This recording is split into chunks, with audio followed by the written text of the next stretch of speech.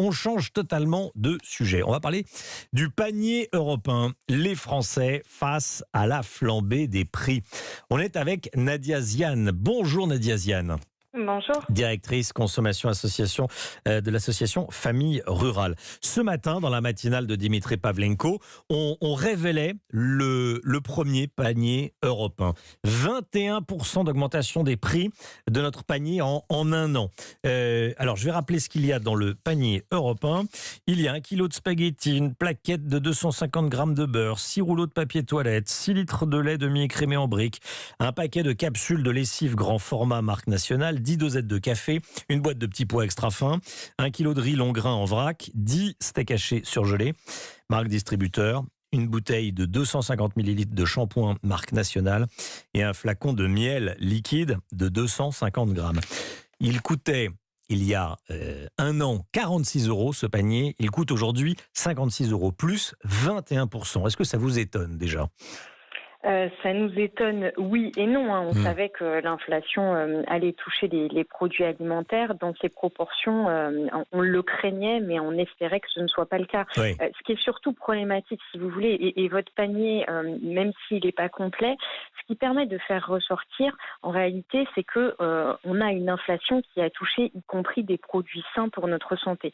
Et notre principale inquiétude, elle est là, parce que finalement, quand l'inflation touche des produits ultra transformés, alors on a vu quelques chiffres autour des chips notamment.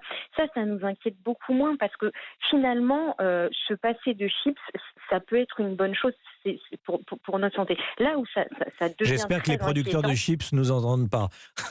Non, je ne suis pas en train de dire qu'il faut les proscrire Qu'est-ce que c'est bon. complètement. Mais oui, non, je vois, bien sûr. Non, mais je comprends. Maintenant, de manière quotidienne, ce n'est pas une nécessité, donc tout va bien. Oui. Et ce qui est encore plus inquiétant, c'est qu'il manque, si je peux me permettre, dans votre panier, ce qui touche aux produits frais, et notamment les fruits et les légumes. Et ça, c'est une vraie source d'inquiétude pour nous, puisque les fruits et les légumes, on en a besoin pour être en bonne santé. Et en proportion, nous on l'avait chiffré, on a un observatoire qui est installé dans la durée depuis 17 ans aujourd'hui, les fruits et les légumes, ça doit représenter 1/3 de nos dépenses alimentaires. Oui. Et donc ça, c'est devenu difficile d'y accéder pour des familles qui ont de petits budgets, et notamment pour celles qui vivent en dessous du seuil de pauvreté, elles devraient y consacrer quasiment 20% de leur budget. On sait que ça n'est pas possible. Donc c'est surtout ça qui nous inquiète dans l'inflation alimentaire, c'est le fait que certaines familles n'ont plus aujourd'hui les moyens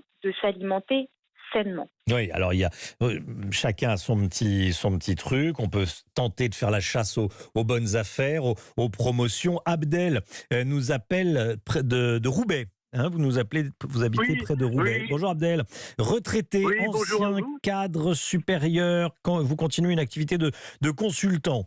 Déjà vous saluez l'initiative d'Europe 1 de faire un panier.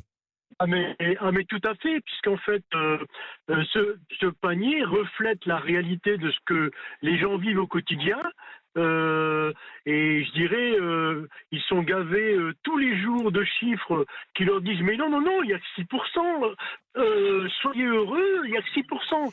Et c'est ça qui ne va pas. C'est ça qui ne va pas. Alors, pour être très clair, l'inflation, le chiffre de l'INSEE, inclut de l'alimentation, mais également de l'énergie, mais également des cigarettes, alors que notre panier, c'est uniquement, en clair, c'est un panier de courses, c'est le panier d'une famille. Je ne vais pas vous refaire la liste, mais il y a du papier toilette, du café, de la lessive, voilà. C'est pas exactement la même chose. On n'est pas en train de dire que l'INSEE raconte n'importe quoi. Voilà. Non, pas du tout. Loin de la loi, non. C'est pas ce que je veux dire. Oui. Je veux dire qu'en réalité, un médecin, quand il veut donner un remède, il écoute son patient et il prend la température réelle. Or, on a un État qui ne prend pas la température réelle. Puisqu'en fait, aujourd'hui, ce qu'on constate au quotidien, moi j'ai des amis qui ne mangent même plus, qui ne font qu'un seul repas par jour, et parfois ils ne mangent plus.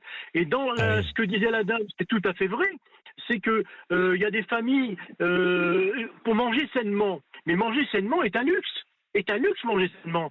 Et donc, on a une population qui mangeait les premiers prix, que je dis, bah, c'est pas forcément les plus mauvais, mais maintenant, cette situation a créé une classe de population qui ne sont plus les pauvres, mais qui sont les plus pauvres que les pauvres, et qui finissent par plus se nourrir. Parce que moi, je donne quelques exemples. Hein. Moi, j'ai un ami, il me disait, de temps en temps, je prends, c'était exceptionnel, un steak haché. Là, maintenant, il ne peut plus. Il ne peut plus. Même le poulet, il a presque doublé. Et donc, face à ça, nous, qu'est-ce qu'on voit en bas? Parce que moi, je m'occupe d'associatifs aussi. Oui. Mais quand on entend on serait heureux et rassuré de voir des dirigeants qui prennent conscience de ce qui se passe. Moi, j'ai entendu une émission qui m'a fait bondir, dernière fois sur BFM, où Olivia Grégoire, ministre de l'Artisanat, etc., qui recommandait aux boulangers-pâtissiers, bien, augmenter vos viennoiseries et vos baguettes. Hein, alors que moi, j'ai bien fait. Mais c'est pas normal, mais ça, parce que moi... et je vais vous dire, et c'est pas possible, parce que aujourd'hui la baguette est autour de 1 euro, un petit peu plus chez le boulanger. Si le boulanger devait répercuter toutes les hausses, ça serait 2 euros, voire 3 euros. Personne n'achèterait une baguette à 2 euros, 3 euros. Merci beaucoup, Abdel, de nous avoir appelés. Malheureusement, on est pris par le temps.